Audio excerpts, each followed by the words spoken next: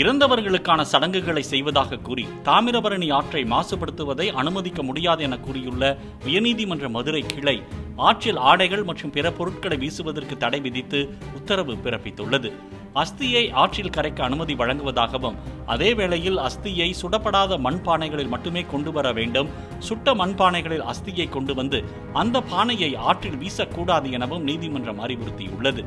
ஆற்றை மாசுபடுத்துவது நீதிமன்ற அவமதிப்பாக கருதப்படும் என கடுமையான எச்சரிக்கைகள் பொதுமக்களுக்கு வழங்கப்பட வேண்டும் எனவும் உத்தரவிடப்பட்டுள்ளது.